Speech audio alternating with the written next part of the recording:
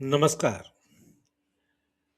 मैं कहानियां सुनाता हूं कि 702 702nd एपिसोड में आप सभी का हार्दिक स्वागत, अभिवादन, अभिनंदन और हार्दिक आभार।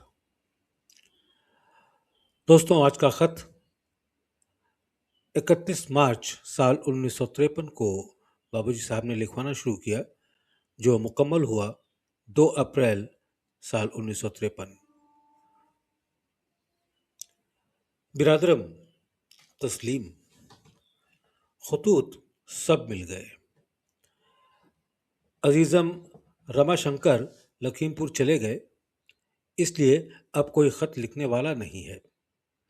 इसीलिए जवाब में देर भी होती है, और खुद लिखता हूं तो पैबंदबाजी ही रहती है और ख्यालात कलम बंद नहीं कर पाता। जैसी शिकस्ता और रेख्ता यानी टूटी फूटी इबारत जो लिख सकता हूं, लिखता हूं।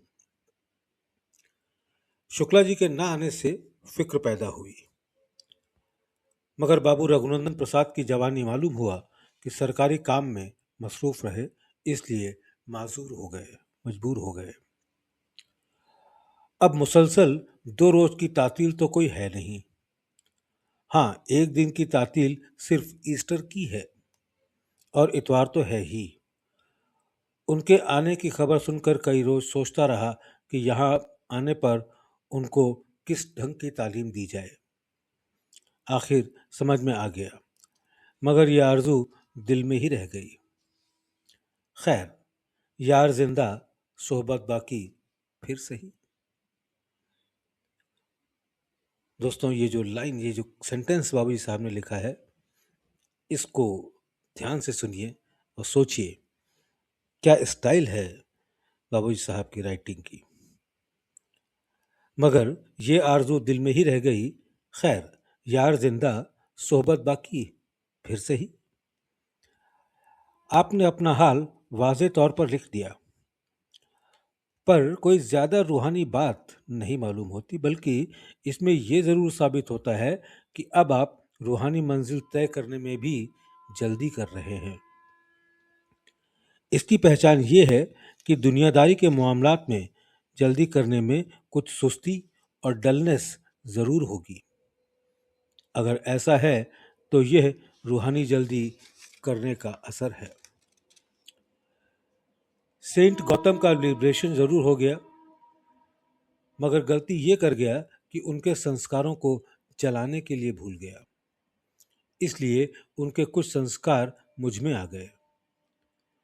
वजह भूलने की ये थी कि लिबरेशन के बाद लापरवाह सा हो गया। वो बहुत ठस और सख्त आदमी थे। कुछ संस्कार उनके उनके गुरु महाराज में जरूर ट्रांसफर कर दिए। कुछ संस्कार उनके उनके गुरु महाराज में जरूर मुंतकिल कर दिए, इसलिए कि गौतम जी उन्हीं के शिष्य थे, इसलिए उनकी रूहानी फायदे के जिम्मेदार थे। सबके सब मैंने मुंतकिल यूं नहीं किए कि ये उनके गुरु महाराज पर जुल्म होता। बाकी याद आने पर बहुत कुछ जला दिए। मेरी लापरवाही का आलम यह है कि खत लिखते वक्त ये ख्याल आया कि कुछ वायुमंडल में अब तक तैर रहे हैं और अब उनको खत्म करने की फिक्र की। दमे के दौरों की वजह से भी ये गलती हो गई, और इन्हीं दौरों की हालत में उनको आज़ाद किया, इसलिए कि बुनियादी हुक्म था। अब गौतम जी मेरे पास नहीं आते, बुलाएं तो आ भी जाएं, मगर इसकी ज़रूरत भी क्या। अजीजम बाबू मुरलीधर को अपनी मेहनत कायम रखना चाहिए। वक्त बहुत लगा और भाई कुछ भी नहीं लगा। अंदाजन मुझे भी 1 साल लगा होगा, मगर भाई आपके और कस्तूरी को और माताजी को गालिबन इससे भी कम यानी 1 साल से कम वक्त लगा। मुमकिन है कि एक आध और भी ऐसे हों। पुत्ती बाबू बेचारे मेरे दौरों की हालत में आए, और उस वक्त मैं तवज्जो देने के लिए बिल्कुल नाकाबिल था, मगर उनको हिरासा नहीं होना चाहिए। हिरासा मीन्स परेशान। मगर उनको हिरासा नहीं होना चाहिए। उनका आना बेकार नहीं हुआ और मेरे ख्याल से उनको वही फ़ायदा पहुंचा जो मेरी तंदुरुस्ती में पहुंचता, इसलिए क्योंकि काम करने वाला कोई और ही है। मैंने पंडित जी को आपके खत में जरा सख्त लिख दिया था, इसका मुझे अफसोस है। मतलब उनकी बेहतरी का था। अब भाई हत्तल वसा यानी यथासंभव एज फार एज पॉसिबल ऐसे खत नहीं लिखूंगा और उनसे कुछ फायदा भी नहीं। मैंने उनको भी लिख दिया कि वो उसको दरगुजर करें, यानी अवॉइड करें, इग्नोर करें। अब के जो पंडित जी का खत आया है उसमें मेहनत का वायदा भी किया है और तसल्ली बख्श था। मगर भाई हनोज बुलबुल के इश्क की बू मशामे गुल तक नहीं गई। हनोज माने अभी तक, मशामे गुल फूल के दिल तक। हनोज बुलबुल के इश्क की बू मशामे गुल तक नहीं गई। और भाई पंडित जी को इश्क से सरोकार क्या, वो तो भाई कहानी 20वीं सदी की है। मगर भाई फिर भी मुझे उन पर तरस आता है। ईश्वर करे वो अपनी ऐंठ भूल जाएं, मगर भाई ईश्वर ही कृपा करे तभी ये ऐंठ जा सकती है। वो खुद इसके दूर करने में मजबूर नहीं हैं और ये उनके अधूरे इल्म का सबूत है। बारबर डाली यानी फूलों से भरी डाली हमेशा नीचे झुकती है। भाई इल्म वही है जो ईश्वर की पहचान करा दे। वो इल्म किस काम का जो ईश्वर से दूर करा दे। मैं तो उसको भाई जैसा मैंने पहले लिखा था एलम ही कहूंगा। इल्म को एलम एलम ही कहूंगा। पंडित जी और माता जी भी अच्छे हो गए होंगे। दुआगो रामचंद्र। बिरादरम तस्लीम, मैं ख़त लिख चुका था कि ख़त तारीख 31 मार्च मौसूल हुआ। बहुत हल्का दौरा अब भी रात में हो जाता है और ये उस वक्त जबकि बलगम में खुश्की पैदा हो जाती है।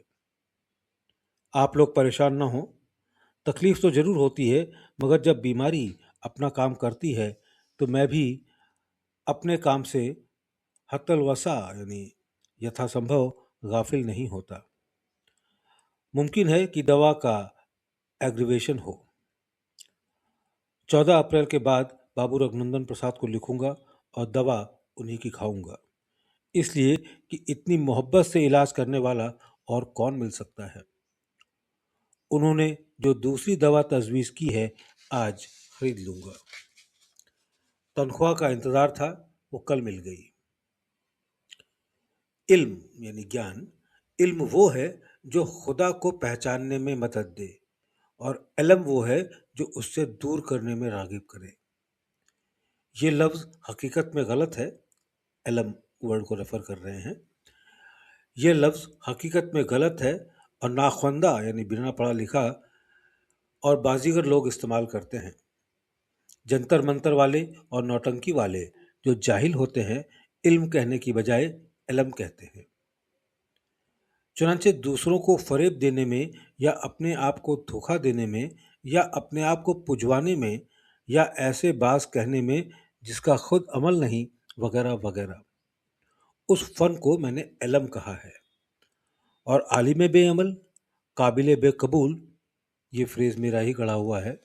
मतलब ये कि पढ़ा हुआ आलिम और होशियार है, मगर ईश्वर ने उसको मंजूर नहीं किया, उसको कबूल नहीं किया। गंदुम नुमा जौ फरोश, गंदुम नुमा जौ फरोश जो जौ को गेहूं कहकर बेचते हैं। गंदुम नुमा जौ फरोश सारे इल्म ही जानते हैं, इल्म नहीं जानते। वो इल्म किस काम का जो मार्फत की तरफ रगबत न दिलाए। मार्फत यानी आध्यात्म की तरफ रगबत न दिलाए, मोड़े नहीं, डाइवर्ट ना करे। वो इल्म किस काम का जो मार्फत की तरफ रगबत ना दिलाए। यूं तो चीख पुकार जानवर भी कर लिया करते हैं और मुर्गे भी सुबह को बाग दे लेता है, मगर अहले मार्फत नहीं हो जाता। अब आप समझ गए होंगे इस गलत लफ्ज़ के मायने सही यूं बिठाए हैं। बहू आजकल सीतापुर में है, वो और उसकी लड़की बीमार हैं और प्रकाश के खुश दामन भी, खुश दामन कहते हैं सास को, मदर इन लॉ। प्रकाश आजकल सीतापुर में है, बहू आजकल सीतापुर में है, वो और उसकी लड़की बीमार हैं। प्रकाश के खुश दामन भी, बच्चों को दुआ गो रामचंद्र। मुकर्रर। पंडित जी अपने लिए जैसा मुनासिब समझें करें। मैंने तो सब कह दिया और कहता रहा। एक इनिशिएशन की बदनामी ही सही। और क्या करूं? ईश्वर के यहाँ स्टेटस का गुजर नहीं है, वहां तो गरीब और बेनवा और जाहिल की ही गुजर है। स्टेटस से मेरा मतलब मालदार से नहीं है, बल्कि साज सामान, वो ख्याली आराइश और ख्याली चड़क भड़क, काबिलियत, अपने आप को दूसरों पर फौकियत, इम्पोर्टेंस, तारीफ पसंद, अहंकार, सेल्फ इम्पोर्टेंस वगैरह से मतलब है। रामचंद्र।